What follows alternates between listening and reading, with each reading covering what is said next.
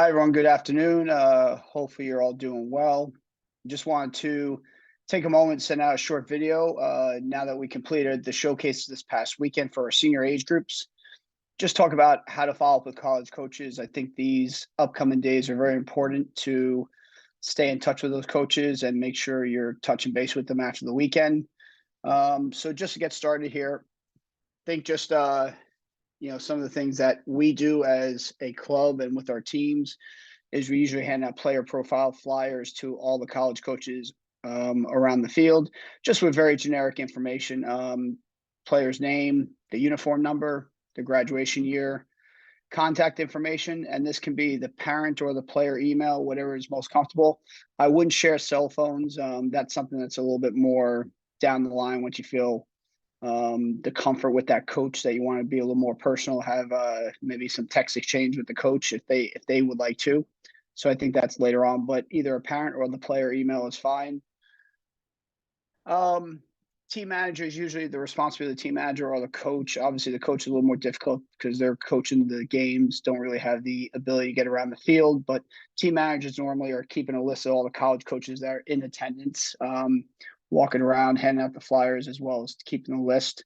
When you get access to this list, take a moment to review the list. And what I would suggest is research any of the schools that may not have been on your original list. So if you have an original list of the schools that you have an interest in, I wouldn't hesitate in adding schools that may have attended the games and hopefully have identified you as a player, and do some research on the school. And don't hesitate in adding them, as I said. And if you hear from a new school, don't reject them. That's the one thing I always hear people say: "Oh, this I got an email from this school, and I'm just not interested." And without doing any research, because right now nobody's in a position to say no to anyone until you commit somewhere. So I would definitely research the school and then keep the school or add the school to your list, and maybe go from there. Try to develop a relationship with that school. It gives you another fallback, at least a little bit more of a comfort zone with your list as you keep growing your list. And now this is the opportunity for you to be proactive after this past weekend. Hopefully you've heard from some of those coaches that you emailed last week about your tournament coming up, the showcase this past weekend.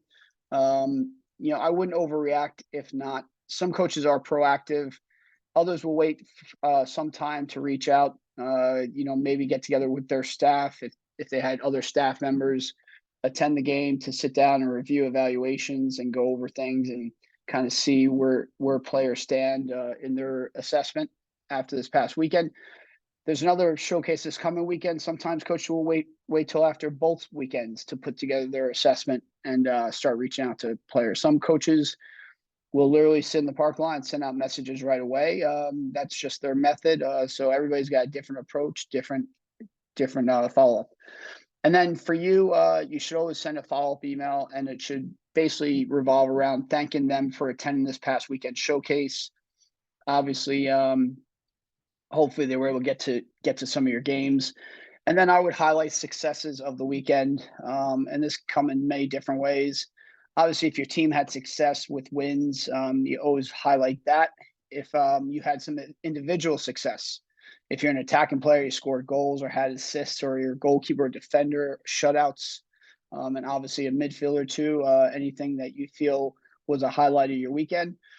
And even if you didn't have a great weekend, maybe the team wasn't as successful, you can still highlight what you learned, how you led your team, the fact that you were competing against quality competition and you really have grown as a player from that experience. Things like that, coaches love to hear. Taking a negative turn into a positive, and then asking them for any feedback and evaluation, maybe something that will hopefully help guide you as to the things that they liked. Some coaches will even give you some constructive criticism that may be helpful too, because and take that to heart, because maybe that's what they want to see more from you the next time they come to evaluate you. And be appreciative of that information.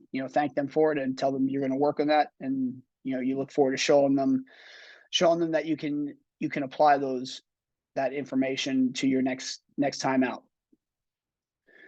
And don't be afraid to ask coaches, after feedback or evaluation, do you see me as part of your program? And then the other thing too is getting them to commit to something. Maybe send up a phone call or a Zoom call. I would also look to maybe set up a campus visit. It's after the season now; they have a lot more time to meet with players, show them around campus, things of that nature, or whether they will be holding or attending any clinics in the future. This is now the time of year, the winter time if they have indoor facilities, or the springtime. Some college programs will hold their clinics outdoors even during the winter, but this is the time that you want to try and be on top of these things. If you have a specific list of the schools that you really are interested in, you can start looking to see what they're holding, and make sure you don't hesitate in registering for these events. These events fill up pretty quickly. There's also what I term the domestic clinics, where these coaches will attend these domestic clinics hosted by these companies, and you can find out if any of the coaches will be attending those. And again, don't hesitate in registering for those, because they do fill up quite quickly. And then always inform them of your next event. That's going to be helpful to them to know where you're going to be. I think that's something for my groups with the FC Stars weekend coming up this coming weekend. That's easy if you don't have anything to maybe the winter time, or a lot of our surf teams are going to be playing scrimmages over the winter outdoors on Saturdays and Sundays. We're trying to develop that opportunity with other clubs. Those are opportunities to invite them out too, because a lot of college coaches this time of year aren't doing a whole lot. So that might be a great opportunity for them to come see you play in these scrimmages. And here's a sample email of what I would say looks like something you should put together. Just dear coach and their specific name. I would always try to make it specific to each school. As I said in the past, do not just put it dear coach and it's a generic email and you've blind copied 10 coaches. It just makes it feel impersonal. And that's something that you want to avoid. You want the schools to make sure that they feel like you're speaking specifically to them. Then thank you for attending this weekend showcase, watching me play. My team played extremely well, ended up winning our bracket while playing primarily as a center back. Our team only gave up 1 goal all weekend. I also contributed 2 assists while playing as a defensive midfielder. I would greatly appreciate any feedback you have about my play and whether you see me as a player that can contribute to your program. So you've kind of touched all the bases. You've let them know that you appreciate them coming. You've also talked about your performance. And again, this is hoping your team had a positive weekend. And then asking them, what did you see? What did you like about my play? And hopefully they can give you some things, and then putting them in a place where they can let you know whether you're in their mix. It's never a bad thing to ask, because you don't want to pursue an opportunity that may not be there. You want to make sure you put your focus in the schools that have an interest. So it's never a bad thing to ask. I would love to set up a phone call or a Zoom call for this Tuesday at 3 p.m. Please let me know if you have time. I think when you set up these opportunities to speak, I think it's very good to set up a specific day and time to get them to make commit to something, as I said earlier. So this way you can get a response from them. Another option is, please let me know if you will be holding or attending any clinics in the near future.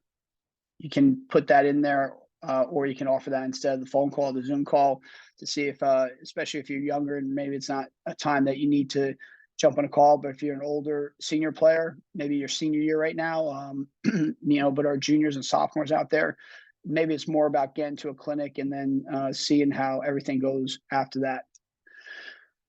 I have my next upcoming showcase this coming weekend at FC Stars Saturday and Sunday, scheduled below in Lancaster. I hope you can attend. And then the next piece, obviously, include your schedule, put it in there. And then at the end of the week, as I've said before, if there are any changes, you should always inform them. But at the end of the week, too, I think it's a good thing to reach out to make sure you're, again, staying on their frontal lobe, making sure that you're a priority for them. If you continue to be proactive and maintain a communication with them, you're going to be important to them. You're going to be a priority for them to see, and that's the way to go about these things. And then again, the signature, I think, is always a good thing to have. Just create a signature. Sincerely, Jim McGurr, Rhode Island Surf, 2005 Elite. He plays a center back, defensive midfielder, class of 2024, number 99.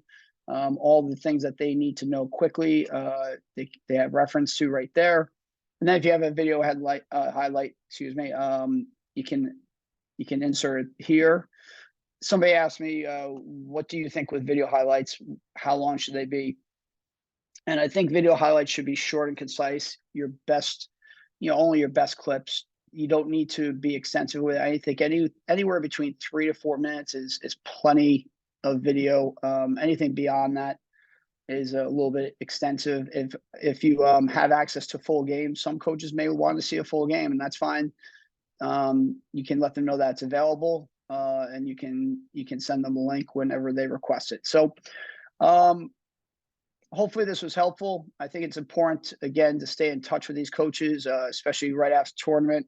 Again, being proactive, stay in constant communication, and don't be afraid to ask, where do I fit within your program? So I hope this helps. Again, let me know if you have any questions, and best of luck. Enjoy your week.